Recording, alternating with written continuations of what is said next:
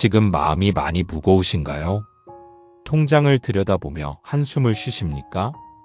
이 모든 것을 두고 가야 한다니 하며 가슴이 답답하십니까? 당신은 혼자가 아닙니다. 법당에는 당신과 같은 고민을 안고 오시는 분들이 많습니다. 한 보살님은 이렇게 말씀하셨습니다. 스님, 저는 평생을 악착같이 살았습니다. 새벽부터 밤늦게까지 일했습니다. 한 푼, 두 푼 모아 집도 사고 건물도 샀습니다. 그런데 이제 70이 넘으니 생각이 듭니다. 이 모든 걸 결국 놓고 가야 한다는 게. 말끝을 흐리시며 눈물을 보이셨습니다. 또 다른 보살님은 이렇게 하소연하셨습니다.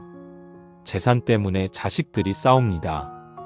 누구한테 뭘 줄지 고민하면 잠이 안 옵니다.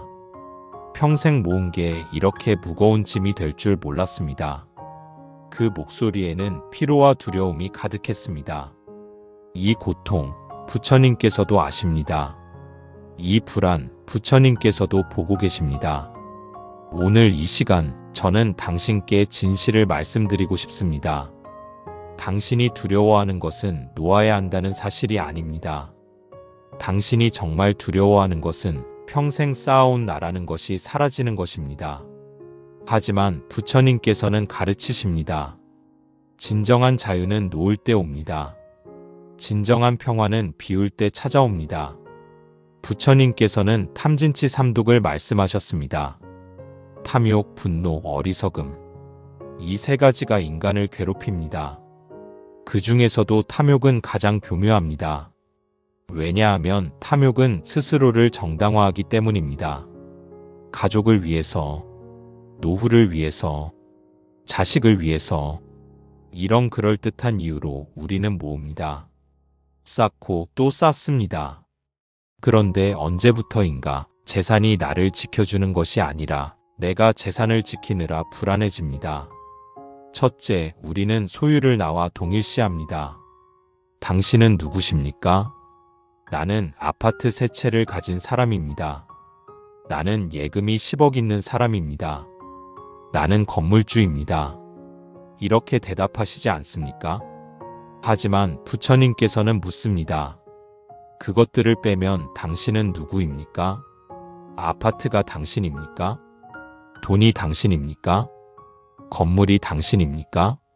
아닙니다. 하지만 우리는 평생 그것들을 모으며 그것들이 나라고 믿어왔습니다. 그래서 놓아야 한다는 생각에 두려움을 느낍니다. 재산을 잃는 것이 아니라 나를 잃는 것처럼 느껴지기 때문입니다. 이것이 아집입니다. 소유에 대한 집착이 아니라 나에 대한 집착입니다. 둘째, 우리는 더 많이를 끝없이 추구합니다. 집 한 채로 충분하지 않습니다. 2채, 3채를 원합니다. 10억으로 충분하지 않습니다. 20억, 30억을 원합니다. 왜 그럴까요? 부처님께서는 말씀하셨습니다. 욕망은 마실수록 더 목마른 바닷물과 같다. 소유는 만족을 주지 못합니다. 오히려 소유는 더 큰 소유욕을 낳습니다. 100평 아파트에 살면 200평 아파트가 부럽습니다. 10억이 있으면 100억을 가진 사람이 부럽습니다. 이것이 탐욕의 본질입니다. 끝이 없습니다. 그래서 평생을 모아도 이 정도면 됐다는 생각이 들지 않습니다. 항상 불안합니다. 항상 부족합니다. 셋째, 우리는 소유를 통해 안전을 얻으려 합니다. 돈이 있어야 안심이야. 재산이 있어야 노후가 편해. 맞는 말입니다. 현실적으로 돈은 필요합니다. 하지만 질문해 봅시다. 돈이 정말 안전을 보장합니까? 100억을 가진 사람도 병에 걸립니다. 재벌도 늙습니다. 부자도 죽습니다. 돈으로 살 수 없는 것들이 있습니다. 건강, 사랑, 평화, 시간. 더 중요한 진실은 돈이 많을수록 불안도 커진다는 것입니다. 재산이 많은 사람일수록 자식들의 다툼을 걱정합니다. 상속세를 걱정합니다. 사기를 걱정합니다. 강도를 걱정합니다. 많이 가진 사람이 많이 불안합니다. 넷째, 우리는 놓는 것을 잃는 것으로 생각합니다. 재산을 자식에게 주면 내가 손해야. 기부하면 내 돈이 줄어들어. 나눠주면 나는 가난해져. 이것이 우리의 생각입니다.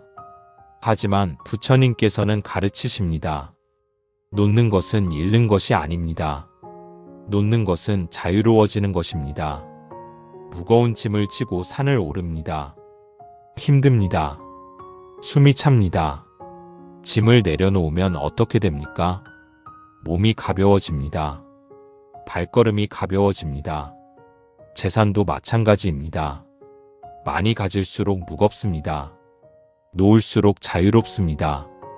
이것이 고통의 뿌리입니다. 소유를 나로 착각하는 아집, 끝없는 욕망의 굴레, 안전에 대한 환상, 놓는 것에 대한 두려움, 이 모든 것이 당신을 묶고 있습니다. 재산이 문제가 아닙니다. 재산에 대한 집착이 문제입니다. 부처님께서는 왕자로 태어나셨습니다. 궁전, 하인, 재물, 원하는 것은 무엇이든 가질 수 있었습니다. 하지만 29세의 부처님께서는 모든 것을 버리셨습니다. 왕위도 재산도 가족도. 왜 그러셨을까요? 부처님께서는 깨달으셨습니다. 소유는 행복을 가져오지 않는다. 부처님께서는 6년간 고행하시며 깨달음을 구하셨습니다. 그리고 보리수 아래에서 마침내 깨달으셨습니다. 그 후 부처님께서는 평생을 가사 한 벌과 바루 하나로 사셨습니다. 그것이 부처님의 전 재산이었습니다. 한 번은 제자 아난다가 물었습니다. 부처님, 왕자였던 시절이 그립지 않으십니까? 궁전도 재물도 있었는데. 부처님께서는 미소 지으시며 답하셨습니다. 아난다여, 궁전에 살 때 나는 자유롭지 못했느니라. 재물을 지켜야 했고 왕위를 유지해야 했고 걱정이 끝이 없었느니라. 지금의 나는 가진 것이 없지만 그 어느 때보다 자유롭고 평화롭느니라. 비어있기에 두려울 것이 없고 가진 것이 없기에 잃을 것도 없느니라. 부처님께서는 법구경에서 이렇게 말씀하셨습니다. 건강이 최상의 이득이요, 만족이 최상의 재산이요, 믿음이 최상의 친구요, 열반이 최상의 행복이니라. 보십시오. 최상의 재산은 돈이 아닙니다. 만족입니다. 아무리 많이 가져도 만족하지 못하면 가난한 것입니다. 아무리 적게 가져도 만족하면 부자입니다. 또 다른 경전에는 이런 일화가 있습니다. 한 부자가 부처님을 찾아왔습니다. 부처님, 저는 막대한 재산이 있습니다. 하지만 밤마다 불안합니다. 도둑이 들까봐, 자식들이 재산 때문에 싸울까봐, 나라에서 빼앗아 갈까봐. 어떻게 해야 이 불안에서 벗어날 수 있습니까? 부처님께서는 조용히 말씀하셨습니다. 재산을 세 곳에 나누어 두어라. 첫째, 사업에 투자하라. 이것은 일을 위한 것이다. 둘째, 가족을 위해 남겨두라. 이것은 의무를 위한 것이다. 셋째, 가난한 이들에게 보시하라. 이것은 공덕을 위한 것이다. 사업은 망할 수 있고 가족은 떠날 수 있지만 보시의 공덕만은 영원히 너와 함께 있느니라. 부자는 깨달음을 얻고 돌아갔습니다. 스승님께서는 우리에게 이렇게 가르치십니다. 가진 것이 많다고 부자가 아니요, 놓을 수 있는 것이 많은 사람이 진정한 부자니라. 평생 모은 재산, 그것을 움켜쥐고 있으면 집착입니다. 하지만 필요한 곳에 흘려보낼 수 있으면 자유입니다. 물을 보십시오. 고인 물은 썩습니다. 흐르는 물은 맑습니다. 재산도 마찬가지입니다. 쌓아만 두면 독이 됩니다. 흘려보내면 복이 됩니다. 부처님께서는 또 이렇게 말씀하셨습니다. 재행무상. 모든 것은 변한다. 변하지 않는 것은 없다. 집도 언젠가 무너집니다. 돈도 언젠가 사라집니다. 몸도 언젠가 흙으로 돌아갑니다. 영원한 것은 없습니다. 그런데 우리는 영원히 가지려 합니다. 이것이 고통의 시작입니다. 변하는 것을 변하지 않는다고 착각하는 것. 놓아야 할 것을 영원히 가지려 하는 것. 이것이 무명, 즉 어리석음입니다. 그렇다면 어떻게 해야 할까요? 어떻게 이 두려움에서 벗어날 수 있을까요? 첫째, 지족을 배우십시오. 지족은 만족을 안다는 뜻입니다. 지금 가진 것으로 충분하다는 것을 아는 것. 더 이상 필요하지 않다는 것을 아는 것. 당신은 지금 무엇을 가지고 있습니까? 살 집이 있습니까? 충분합니다. 먹을 것이 있습니까? 충분합니다. 입을 것이 있습니까? 충분합니다. 이것만으로도 당신은 부자입니다. 세상의 80%는 이것도 없이 살아갑니다. 당신은 이미 축복받은 사람입니다. 매일 아침 감사하십시오. 나에게 이만큼이 있으니 감사합니다. 이 감사가 당신을 만족하게 합니다. 만족하면 더 이상 불안하지 않습니다. 둘째, 보시를 실천하십시오. 보시는 베푸는 것입니다. 어렵게 모은 돈을 남에게 준다고요? 아깝다고요? 하지만 생각해 보십시오. 어차피 다 놓고 가야 합니다. 죽을 때 가져갈 수 있는 것은 아무것도 없습니다. 그렇다면 살아있을 때 의미 있게 쓰는 것이 낫지 않습니까? 작게 시작하십시오. 매달 수입의 1%를 보시하십시오. 어려운 이웃에게, 절에, 단체에. 처음에는 아까울 것입니다. 하지만 계속하다 보면 신기한 일이 일어납니다. 돈을 줬는데 마음이 가벼워집니다. 재산이 줄었는데 불안이 줄어듭니다. 왜 그럴까요? 보시는 집착을 끊는 수행이기 때문입니다. 보시할 때마다 당신은 나는 놓을 수 있다는 것을 확인합니다. 이것이 자유입니다. 셋째, 미리 정리하십시오. 죽음은 누구에게나 옵니다. 피할 수 없습니다. 그렇다면 준비하는 것이 지혜입니다. 재산 목록을 만드십시오. 누구에게 무엇을 줄지 미리 정하십시오. 유언장을 작성하십시오. 아직 일러라고 생각하지 마십시오. 내일 무슨 일이 일어날지 아무도 모릅니다. 미리 정리하면 마음이 편해집니다. 이미 다 정리했어. 언제 가도 괜찮아. 이 마음이 두려움을 없앱니다. 넷째, 자식에게 집착하지 마십시오. 이 재산을 자식에게 물려줘야 해. 왜 그래야 합니까? 자식에게는 자식의 인생이 있습니다. 자식에게는 자식이 벌 복이 있습니다. 당신이 물려준 재산으로 자식이 더 행복해질까요? 오히려 재산이 자식을 망칠 수도 있습니다. 재산 때문에 형제가 싸울 수도 있습니다. 부처님께서는 말씀하셨습니다. 최고의 유산은 가르침이다. 자식에게 돈을 물려주지 말고 지혜를 물려주십시오. 스스로 일하고 스스로 벌고 스스로 살아라. 이것이 진정한 유산입니다. 다섯째, 지금을 사십시오. 평생 모았습니다. 이제는 쓸 때입니다. 여행을 가십시오. 맛있는 것을 드십시오. 하고 싶었던 것을 하십시오. 자식 물려주려고 아껴야지. 아닙니다. 당신 인생은 당신 것입니다. 죽어서 이렇게 많이 남겨뒀네 하며 후회하지 마십시오. 살아있을 때 누리십시오. 단 욕심내지 말고 집착하지 말고 감사하며 누리십시오.